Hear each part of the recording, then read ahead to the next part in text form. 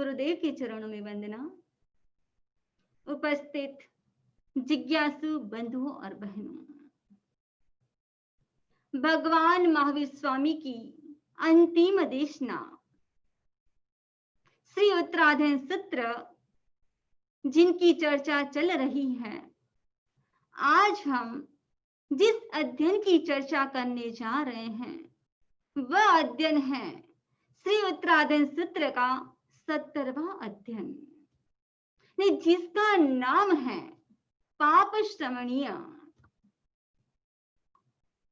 पाप श्रमणीय यानी पापी साधु कौन? साधु कह दो, मुनि कह दो, श्रवण कह दो, एक ही बात है। भगवान महावीर स्वामी ने कहा, आर्य सुधर्मा स्वामी ने सुना और सुधर्मा स्वामी जम्बू स्वामी को कह रहे हैं, उसको बोध दे रहे हैं, उसको प्रेरणा दे रहे हैं। ये जो 70वां अध्ययन है, इसके अंतर्गत 21 श्लोक हैं।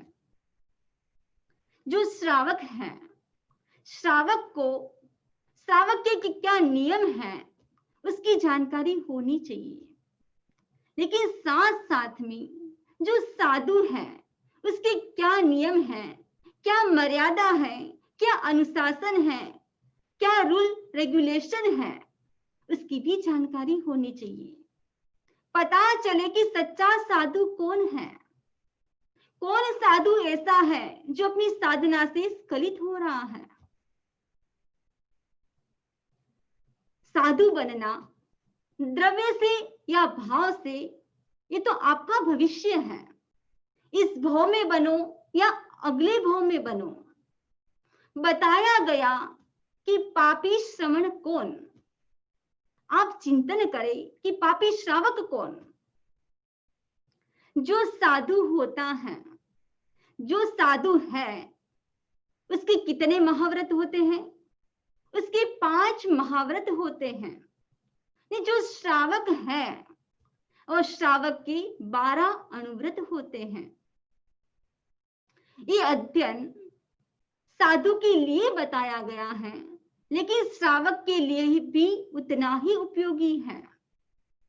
दीक्षा लेना बहुत इजी काम है, लेकिन दीक्षा लेने के बाद उसका पालन करना, उसके प्रति जागरूक रहना, उसके प्रति अवेयर रहना, उपयोग लगाना,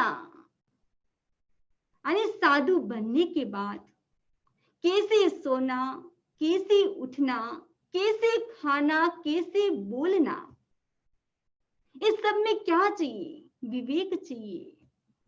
साधु बना है और साधु बनने के बाद कौन सा गुणस्थान आ जाता है? 14 गुणस्थान में साधु बनने के बाद 6ठा गुणस्थान आ जाता है। और 6ठा गुणस्थान भी कैसा है? वो भी प्रमत्त सहित गुणस्थान है। साधु है, छद्मस्त है, लेकिन वो क्या कर रहा है? प्रमत्त से अप्रमत्त बनने की कोशिश कर रहा है। जो साधु होता है उसकी भी 3 कैटेगरी हैं। एक होता है जगन्य साधु, एक होता है मध्यम लेवल का, और एक होता है उत्कृष्ट लेवल का। साधु के 3 लेवल बताए गए हैं। ये 3 शब्द आप लोगों ने बहुत बार सुने होंगे। नहीं, ये 3 शब्द जैन श्रावक को याद होने चाहिए। जगन्य, जगन्य यानी लो लेवल, मध्यम यानी मीडियम लेवल, और उत्कृष्ट, उत्कृष्ट यानी हाई लेवल। जो जगन्य लेवल का जो साधु है उसने दीक्षा तो ली है, लेकिन द्रव्य से उन्होंने दीक्षा ली है, भाव से नहीं। किसी के बहकाव में आकर दीक्षा ले ली, किसी की लालच में आकर दीक्षा ले ली।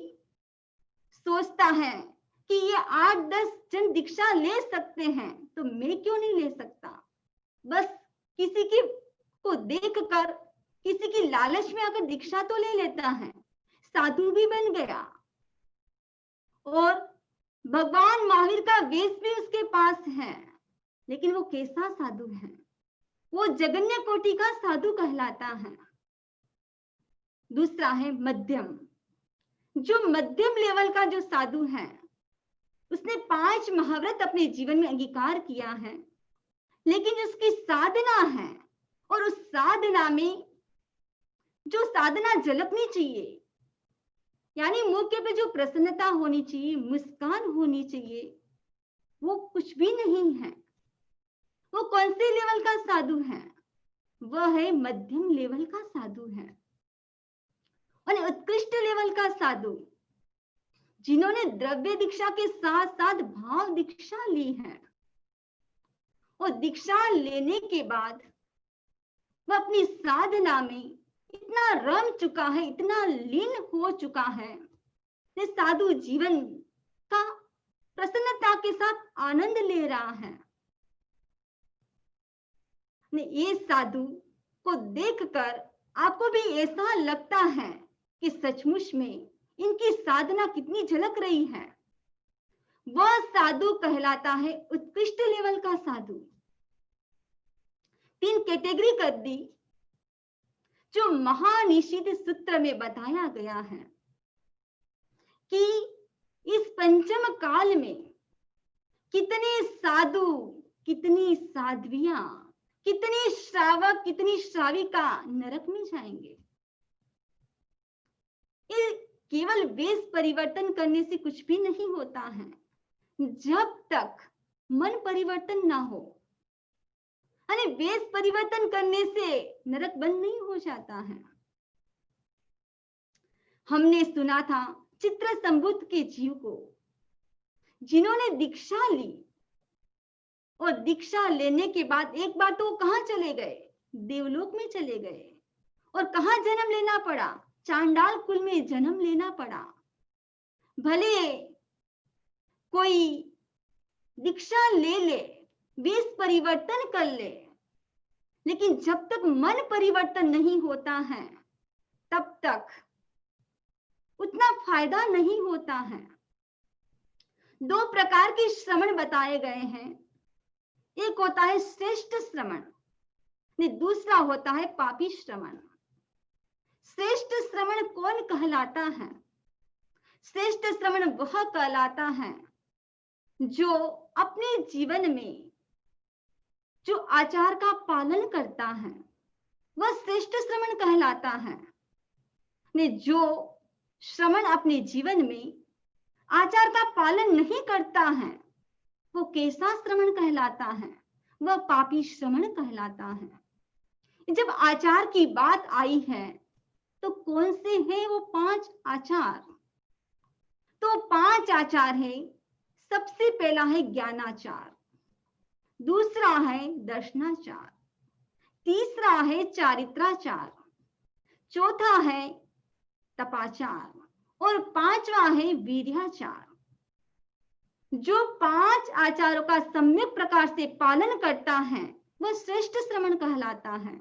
जो 5 आचार का यानी पंचाचार का सम्यक प्रकार से जो पालन नहीं करता है, वह कैसा श्रवण कहलाता है? वह पापी श्रवण कहलाता है। श्री उत्तराधन सूत्र का 70वां अध्ययन, इसके अंतर्गत 5 आचार की बात बताई गई है। पहला, दूसरा, तीसरा और चौथा जो श्लोक है, उसके अंतर्गत ज्ञानाचार के बारे में बताया गया है। जो 5वां श्लोक है, उसके अंतर्गत दर्शनाचार के बारे में बताया गया है। और 6 से लेकर 14 श्लोक तक चारित्राचार के बारे में बताया गया है। 15 और 16 श्लोक के अंतर्गत तपाचार के बारे में बताया गया है। उसके बाद 17, 18 और 19 श्लोक के अंतर्गत वीर्याचार के बारे में बताया गया है। जो लास्ट के जो 2 श्लोक हैं, उसके अंतर्गत उसका पालन करने से क्या होगा और उसका पालन नहीं करने से क्या होगा उसके बारे में बताया गया है। जो मैं आपको जो बात बताने जा रही हूं वो अपने मन से नहीं बता रही हूं, ओरिजिनली मैं आपको वो बात बताऊंगी जो भगवान महावीर स्वामी से आर्य सुधर्मा स्वामी ने सुनी है। और सुधर्मा स्वामी किसको कह रहे हैं? ये सुधर्मा स्वामी भी जम्बू स्वामी को कह रहे हैं, इसको प्रेरणा दे रहे हैं। तो उत्तरायण सूत्र का 17वां अध्ययन और पहला श्लोक जिसके अंतर्गत ज्ञानाचार के बारे में बताया गया है, तो ओरिजिनली मैं उसी श्लोक को मैं पढ़ना चाहूंगी। जो कोई निग्रंथ धर्म को सुन दुर्लभतम बोधि लाभ को प्राप्त कर विनय से युक्त हो प्रवर्जित होता है, किंतु प्रवर्जित होने के पश्चात स्वच्छंद विहारी हो जाता है। कोई भी निग्रंथ धर्म को सुनकर यानी जो भगवान की वाणी को सुनकर क्या करता है? प्रवर्जित होता है, यानी दीक्षा ग्रहण करता है। और दीक्षा ग्रहण करने के बाद वह क्या हो जाता है? स्वच्छंद विहारी हो जाता है। दीक्षा ले ली लेकिन गुरु की आज्ञा में नहीं रहता है, गुरु का कहना नहीं मानता है, गुरु को इग्नोर करता है। दीक्षा ली है पाप करने के लिए नहीं, दीक्षा ली है आत्म कल्याण करने के लिए। उसको पता है कि दीक्षा लेने के बाद उनके जीवन में 12 प्रकार की परीक्षा आ सकते हैं, उपसर्ग आ सकते हैं, कोई निमित्त भी मिल सकता है। लेकिन दीक्षा लेने के बाद सुविधावादी बन जाता है, स्वच्छंद विहारी बन जाता है, तो उसका तो कहना ही क्या। श्रावक से भी श्रेष्ठ आहार किसके पात्र में आता है? साधु के पात्र में आता है। रेस्पेक्ट की दृष्टि से देखे, डॉक्टर वकील से भी ज्यादा रेस्पेक्ट किसको मिलता है? साधु को मिलता है। साधु के लिए श्रावक कितना करते हैं, कितनी भावना से गोचरी बिराते हैं, कितनी भावना से उसको वस्त्र का दान देते हैं। नहीं, यहां तक तो कई कोई श्रावक तो ऐसे हैं कि साधु के लिए वो करना नहीं है फिर भी वो काम कर लेते हैं। साधु यहां पर नहीं आ सकते, अब्रॉड में नहीं आ सकते, क्योंकि प्रचार प्रसार वह 2 नंबर है, लेकिन आचार फर्स्ट नंबर है। साधु का काम क्या है? साधु का लक्ष्य क्या है? साधु का लक्ष्य है तिन्नाणम तार्याणम, स्वयं तरे दूसरों को तारे। लेकिन जो स्वयं नहीं तर रहा है वो दूसरों को क्या तारेगा? जो खुद अच्छे से आचार का पालन नहीं कर रहा है वो जन कल्याण क्या करेगा? यदि कोई दीक्षा लेने वाला है तो उसको पता है कि मेरी जिंदगी में 22 परीक्षा आएंगे।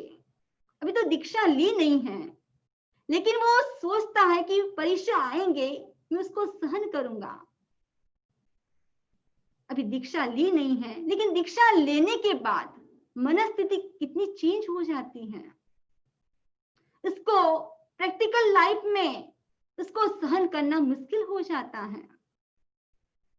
मैं आपसे पूछूं कि बिजनेस करना अच्छा या जॉब करना अच्छा, आप क्या कहोगे?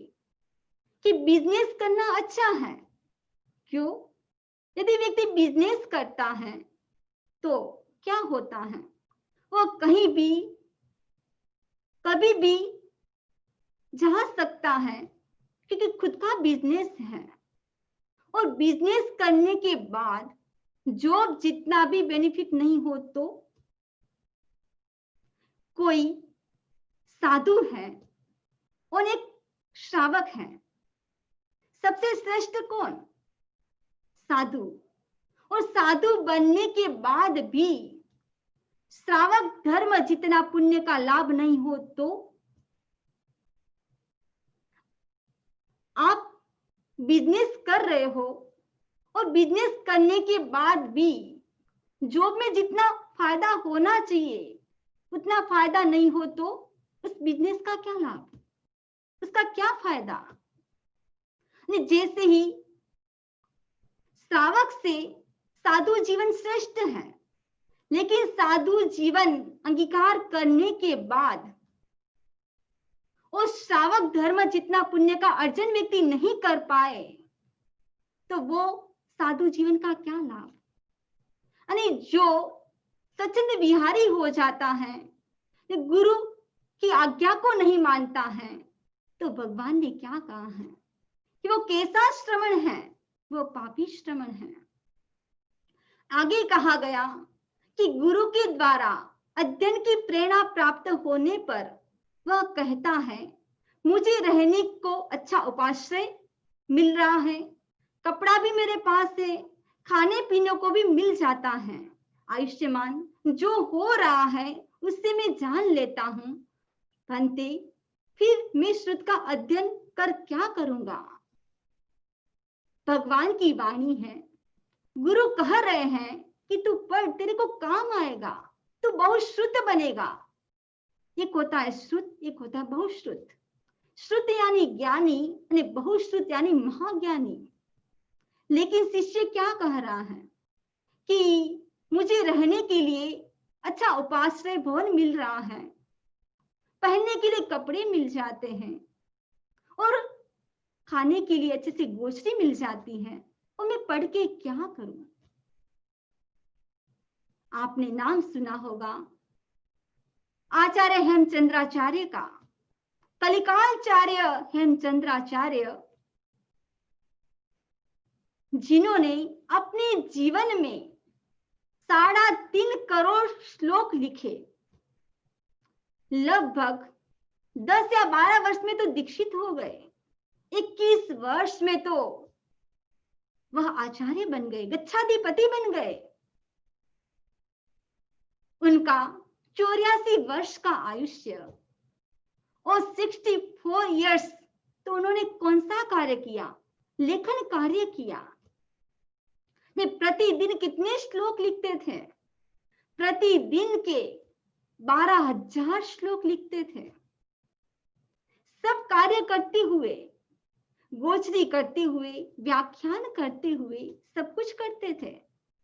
उस समय लाइट भी नहीं थी, ना तो खाने का भान, ना सोने का भान, और कभी रात को भी लिखते तो किसके प्रकाश में, जो कांच का हीरा होता है उसके प्रकाश में लिखते थे। हेमचंद्राचार्य ने मां सरस्वती की आराधना की और सरस्वती देवी प्रसन्न होती है, उसको वरदान देती है। तब आचार्य हेमचंद्राचार्य ने कहा कि देना तो ऐसा वरदान दो कि मैं ऐसा ग्रंथ लिख सकूं ताकि जैन धर्म की प्रभावना हो। नहीं, वो ग्रंथ भी किसमें लिखा, वह ग्रंथ भी गुजराती में नहीं, हिंदी में नहीं, वो ग्रंथ लिखा गया संस्कृत में। जब आपको टाइम मिले तो जो भी आपको बुक्स अवेलेबल हो उसको पढ़ना। इस जन्म में पढ़ना तो मुश्किल है, क्योंकि एक दिन के 12,000 श्लोक लिखते थे। यदि कोई सोचे कि मैं पढ़ के क्या करूं, तो कलिकालचार्य हेमचंद्राचार्य को याद करना। आगे के श्लोक में बताया गया है कि जो प्रवचित होकर बार बार नींद लेता है, खा पीकर आराम से लेट जाता है, वो पाप श्रवण कहलाता है। भगवान ने साधु के लिए दिन में सोने का निषेध किया है। कौन सो सकता है, जो विहार करके आया है वह साधु सो सकता है, जो वृद्ध साधु है वह सो सकता है, ने जो रोगी साधु है वह सो सकता है। कुछ बात का अपवाद है, लेकिन जो साधु खाना खाने के बाद 2-3 घंटा सो जाता है, नींद में ही अपना समय पसार करता है, तो भगवान ने कहा है ऐसा साधु कैसा कहलाता है? वो पापी श्रमण कहलाता है।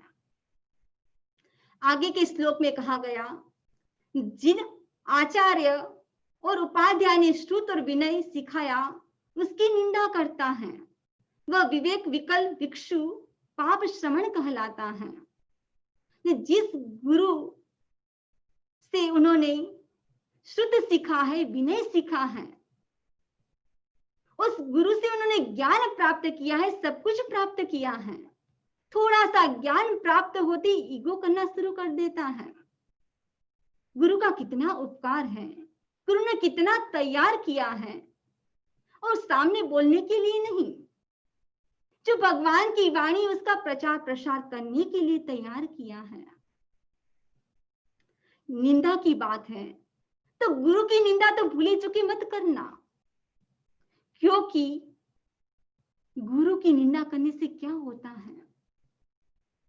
यदि आपको लगे कि कोई गुरु ऐसे हैं कि वो सक्षम नहीं है, तो भी कभी भी गुरु की निंदा मत करना। जो व्यक्ति गुरु की निंदा करता है वह नेक्स्ट बर्थ में उसका जो रूप है वो कुरूप मिलता है। गुरु की निंदा करने वाला क्या होता है? वो गूंगा बन जाता है, उसको जीभ नहीं वो मिलती है, वो बोल नहीं पाता है। इसीलिए भगवान ने कहा है जो ऐसा काम करता है वह पाप श्रमण कहलाता है। हमने ज्ञानाचार के बारे में चर्चा की, और जो नेक्स्ट श्लोक है वो दर्शनाचार के बारे में है। जो आचार्य उपाध्याय के कार्यों की सम्यक प्रकार से चिंता नहीं करता, उनकी सेवा नहीं करता, जो बड़ों का सम्मान नहीं करता, जो अभिमानी होता है वह पाप श्रमण कहलाता है। गुरु नहीं कहते कि आप मेरी सेवा करो, गुरु तो इतने विनम्र होते हैं, वो कुछ भी बोलते नहीं है। नाम तो है गुरु, लेकिन उसका कार्य कैसा है वह है लघु। गुरु जानते हैं कि मैं सेवा लूंगा तो उसका ऋण मुझे चुकाना पड़ेगा, लेकिन शिष्य इतना विनम्र होना चाहिए कि गुरु का मेरे ऊपर इतना उपकार है कि मैं गुरु के चरणों में बैठकर उनकी सेवा करूं। गुरु कुछ भी नहीं बोलते हैं, इसका मतलब ये नहीं है कि गुरु को सेवा की अपेक्षा नहीं है। वह शिष्य विनीत होता है जो समझ जाता है कि गुरु को क्या अपेक्षा है। वह शिष्य विवेकवान और विनीत कहलाता है। जब भी आपको अवसर मिले तो आप सेवा का अवसर कभी मत चूकना। और नेक्स्ट श्लोक है वो चारित्राचार के बारे में बताया गया है। द्वेंद्रिय आदि प्राणी तथा बीज और हरियाली का मर्दन करने वाला, असंयमी होते हुए भी अपने आप को संयमी मानने वाला पाप श्रमण कहलाता है। दीक्षा ले ली और दीक्षा लेने के बाद 5 महाव्रत लिए, वेश परिवर्तन भी कर लिया, और वेश परिवर्तन करने के बाद भी हिंसा का कार्य छूटा नहीं है, हिंसा चल रही है। असंयमी होते हुए भी अपने आप को संयमी कह रहा है। इतना बड़ा इसके प्रति उसका ईगो है। तो भगवान ने कहा है जो असंयमी है फिर भी अपने आप को त्यागी मान रहा है, तो भगवान ने कहा वह पापी श्रमण कहलाता है।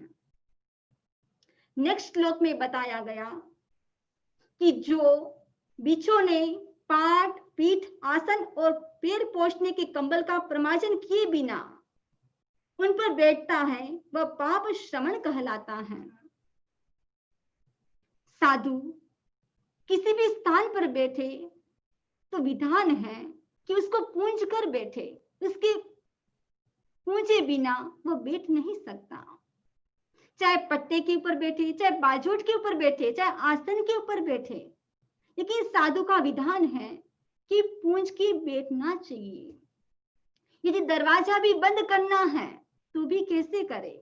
दरवाजा भी धीरे से बंद करे, साइड में देख के बंद करे, कोई छिपकली तो नहीं है, वरना जोर से दरवाजा बंद किया तो छिपकली की हिंसा हो सकती है। नहीं, मैंने तो काफी भाई बहन को देखा है कि पता है कि दरवाजा छोड़ देंगे तो जोर से आवाज आएगी, फिर भी जोर से छोड़ देते हैं। कोई दरवाजे ऐसे होते हैं जिसमें स्प्रिंग होता है तो धीरे धीरे बंद होता है, लेकिन कुछ दरवाजे ऐसे होते हैं जो धड़ाम से आवाज आती है। उसके पास तो विवेक नहीं है, लेकिन आपके पास तो विवेक है कि आप धीरे से बंद करें। अरे कुछ भी काम करे, चाहे श्रावक भी हो, तो वो भी देखकर कहीं मेरे से कोई जीव की हिंसा नहीं हो जाए। भगवान ने कहा है कि यदि साधु भी पहुंच के नहीं बैठता है, उसका प्रमार्जन करके नहीं बैठता है, तो वो पापी श्रवण कहलाता है।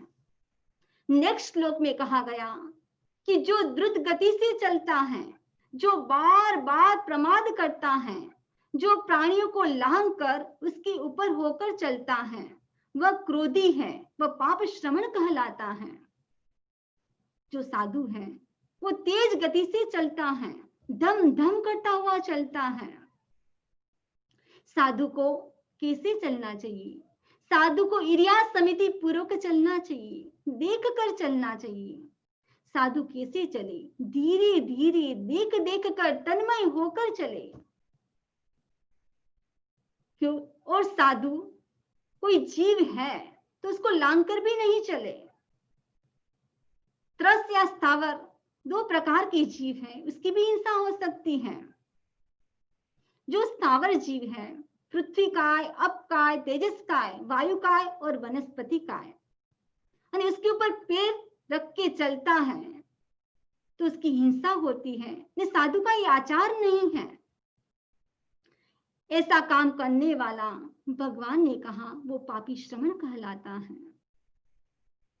जो असावधानी से प्रतिलेखन करता है, जो पाद कमल को जहां कहीं रख देता है, इस प्रकार जो प्रतिलेखना में असावधान होता है वो पाप श्रवण कहलाता है। साधु का आचार है कि साधु को दिन में 2 बार प्रतिलेखन करना होता है। चाहे वह ओघा का प्रतिलेखन कर रहा है तो उसको सम्यक प्रकार से देखना होता है कि कहीं जीव तो नहीं है। यदि वो ओघा है, उसका प्रतिलेखन कर रहा है, लेकिन साथ में बातें भी कर रहा है, चाहे कोई मीटिंग भी बात कर रहा हो, जो अच्छे से प्रतिलेखन नहीं करता है, तो भगवान ने कहा है कि वो कैसा है? वो पापी श्रवण कहलाता है। यानी हर काम में जागरूकता जरूरी है। नेक्स्ट श्लोक में कहा गया, जो कुछ भी बातचीत हो रही हो उसे सुनकर प्रतिलेखना में असावधानी करने लगता है, जो गुरु का तिरस्कार करता है, शिक्षा देने पर उनके सामने बोलने लगता है, वह पाप श्रवण कहलाता है। गुरु अच्छी शिक्षा देते हैं, गुरु कहते हैं ऐसा मत कर, फिर भी गुरु को क्या कहता है कि आपको तो बोलने की आदत हो गई है। जैसे घर में गृहस्थ बोलते हैं उसी प्रकार बोलना शुरू कर देता है। यदि बच्चे भी माँ बाप के सामने बोलते हैं तो बच्चे भी उच्छृंखल बन जाते हैं। गुरु कोई भी शिक्षा दे रहे हैं तो वो अच्छे के लिए देते हैं। वैसे गुरु जल्दी से शिक्षा नहीं देते हैं, यदि वो शिक्षा दे रहे हैं तो उसके पीछे भी कोई राज है, इसलिए उसको शांति से सुने। नेक्स्ट श्लोक में बताया गया कि जो बहुत कपटी, वाचाल, अभिमानी, लालची, इंद्रियों और मन पर नियंत्रण न रखने वाला, भक्तपान आदि का समिभाग न करने वाला और गुरु आदि से प्रेम न रखने वाला होता है, वह पाप श्रवण कहलाता है। जो कपटी है, कहता कुछ है और अंदर कुछ है, लालची है, वो सोचता है मुझे ये भी मिल जाए वो भी मिल जाए, और संविभाग करना, साधु का विधान है।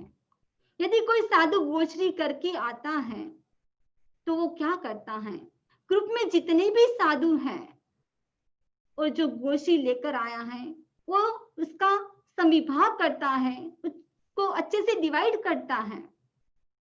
सबसे पहले जो गोचरी लेकर आता है तो किसको दिखाते हैं, वह गोचरी गुरु को दिखाई जाती है। गुरु अच्छे से एक एक पात्र को देखते हैं कि ऐसा कोई आहार नहीं है जो साधु की योग्य नहीं है। और जब गुरु ओके करते हैं उसके बाद गोचरी को वापरा जाता है, यानी उसका यूज किया जाता है। जब कभी इंडिया जाओ तो दृश्य जरूर देखना, इतना अच्छा दृश्य होता है कि संत गोचरी लेकर आते हैं, गुरु को दिखाते हैं। जो साधु संविभाग नहीं करता है, खुद ही अच्छा अच्छा खा लेता है, तो भगवान ने कहा है कि ऐसा श्रमण पापी श्रमण कहलाता है। नेक्स्ट श्लोक में बताया गया है, जो शांत हुए विवाद को फिर से उखाड़ता है, जो सदाचार से शून्य होता है, जो अपनी प्रज्ञा का हनन करता है, जो कदाग्र और कलह में रत होता है, वो पाप श्रमण कहलाता है। जो साधु है वह कलह नहीं करता है, साधु वाद विवाद नहीं करता है, साधु कुतर्क नहीं करता है, साधु लड़ाई झगड़ा नहीं करता है। यदि लड़ाई झगड़ा करे, वाद विवाद करे, कुतर्क करे, कलह करे, तो भगवान ने कहा है वो पापी श्रमण है। जो बात बीत चुकी है वापिस उसी बात को उखाड़ता है, वह अच्छा साधु नहीं कहलाता है। नेक्स्ट श्लोक में बताया गया, ये जो स्थिरासन नहीं होता है, बिना प्रयोजन इधर उधर चक्कर लगाता है, जो हाथ पैर आदि अवयवों को हिलाता रहता है, जो जहां कहीं बैठ जाता है, इस प्रकार आसन के विषय में जो असावधान होता है वो पाप श्रमण कहलाता है। कुछ साधु ऐसे होते हैं बिना प्रयोजन इधर इधर घूमते रहते हैं, कोई प्रयोजन नहीं है। कुछ साधु साध्वी ऐसा करते हैं कि हाथ पैर को हिलाते रहते हैं। यदि कोई प्रयोजन हो तो बात समझ में आती है, बिना प्रयोजन क्या करते हैं, वो ऐसे ही करते रहते हैं कि दोनों हाथों से क्या करते हैं, यानी अलग प्रकार की क्रिया करते हैं, तो वो भगवान ने कहा है वो भी पापी श्रमण कहलाता है। अब नेक्स्ट श्लोक में कहा गया है कि जो सचित रस से भरे हुए पैरों का प्रमार्जन किए बिना सो जाता है, सोने के स्थान का प्रतिलेखन नहीं करता, इस प्रकार बिछुनों के विषय में असावधान होता है, वो पाप श्रमण कहलाता है। साधु के लिए बताया गया है कि साधु जब सोने का बिछोना करे उससे पहले क्या करे, नीचे प्रमार्जन करे। कोई जीव तो नहीं है, ये बात भले साधु के लिए है, लेकिन साधु की जगह हर श्रावक क्या यूज करे, श्रावक शब्द का यूज करे। आप ही जब कुछ भी बिछो तो उससे पहले नीचे देखो, उसका प्रमार्जन करो, प्रतिलेख ना करो।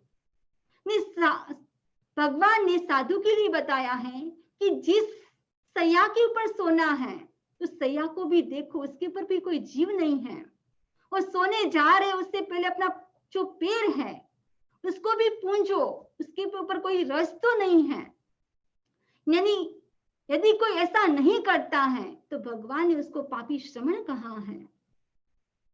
हमने ज्ञानाचार और दर्शनाचार और चारित्राचार के बारे में चर्चा की, और इसके बाद आता है तपाचार। इस जो भगवान ने जो बात बताई गई है, ओरिजिनल बात, वही बात मैं आपके सामने कर रही हूं। जो दूध दही आदि जो विकृतियों का बार बार आहार करता है और तपस्या में रत नहीं रहता, वह पाप श्रमण कहलाता है।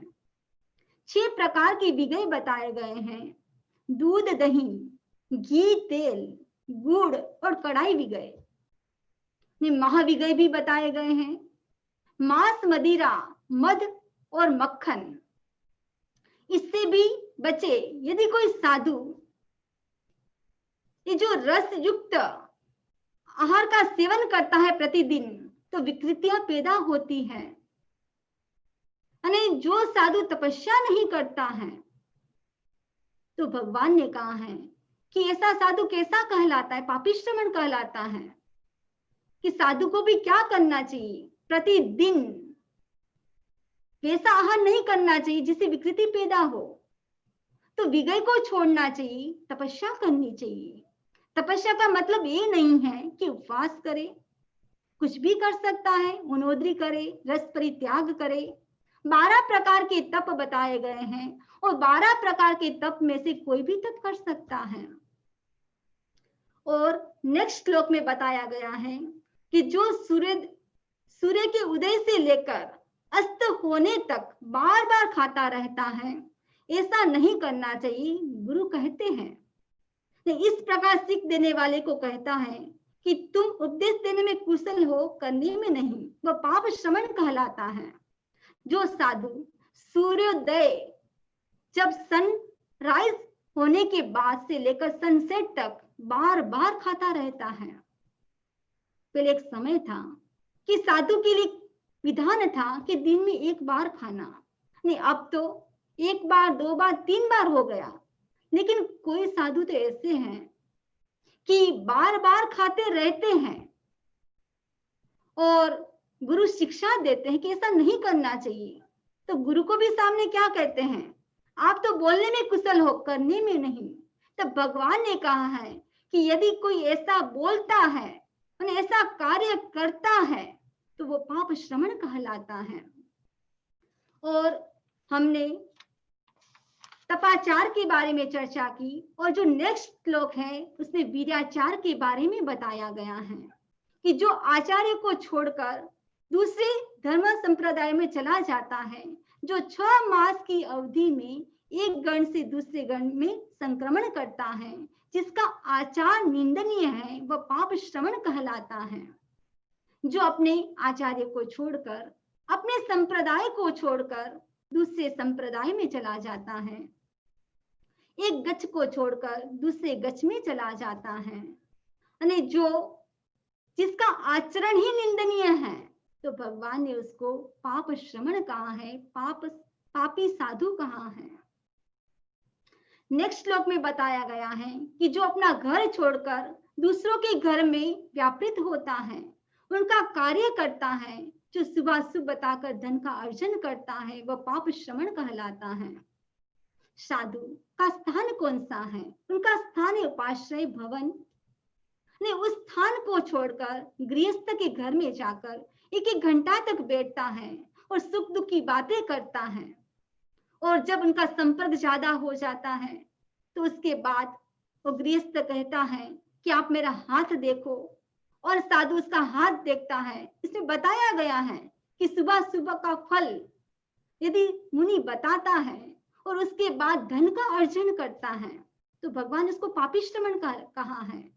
जैन साधु और जिसके पास पैसा हो तो वह जैन साधु नहीं कहलाता है। नेक्स्ट श्लोक में बताया गया है कि जो अपने ज्ञाति जनों के घर का भोजन करता है किंतु सामुदायिक भिक्षा करना नहीं चाहता है, जो गृहस्थ की सैया पर बैठता है, वह पाप श्रवण कहलाता है। दीक्षा लेने के बाद यदि वो अपने ज्ञाति जनों के वहां, अपने रिलेटिव के वहीं गोष्ठी करना चाहता है और परिवार वाले जानते हैं कि उसको क्या भाता है, तो उसको मन पसंद मिल जाता है और दूसरे के घरों में गोष्ठी करना नहीं चाहता है और गृहस्थ के घर में वहां पर उसके आसन पर बैठना, उसके बेड पर बैठना, ऐसा काम करता है, तो भगवान ने उसको पापी श्रवण की उपमा दी है। ऐसा भी नहीं करना चाहिए। अब जो लास्ट वाले जो 2 श्लोक हैं उसके अंतर्गत बताया गया है कि क्या फायदा होता है, क्या गैर फायदे होते हैं। कि साधु जीवन अंगीकार करने के बाद यदि वो क्या करता है, दोषों का सेवन करता है, तो वो लोक में उसकी निंदा होती है, वो पापी श्रवण कहलाता है। और उसके बाद जो लास्ट वाला श्लोक है उसके अंतर्गत बताया गया है। जो इन दोषों का सदा वर्जन करता है वह मुनियों में सुव्रत होता है, वह इस लोक में अमृत की तरफ पूज्य होता है तथा इस लोक और परलोक दोनों लोगों की आराधना करता है। ये जो दोषों का वर्जन करता है वह साधु इस लोक और परलोक में क्या होता है, पूज्य माना जाता है। उसका वर्तमान भी अच्छा है, उसका भविष्य भी अच्छा है। ये अध्ययन आप सब लोगों को अच्छे से समझ में आ गया होगा। भगवान महावीर ने श्रावकों को साधुओं के माता पिता तुल्य उसको उपमा दी है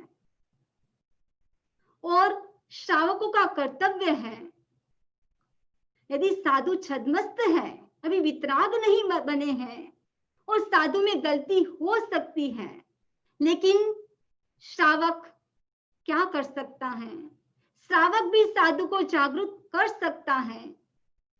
वो भी कैसे करे, वो भी विवेक पूर्वक करे। इतना श्रावक को अधिकार है कि वो साधु को कह सकता है, लेकिन विवेक पूर्वक कहे। आप भी अपने जीवन में आराधना करो, अपने जीवन को प्रकाशित करो। ऐसी शुभकामना के साथ ओम अरहम।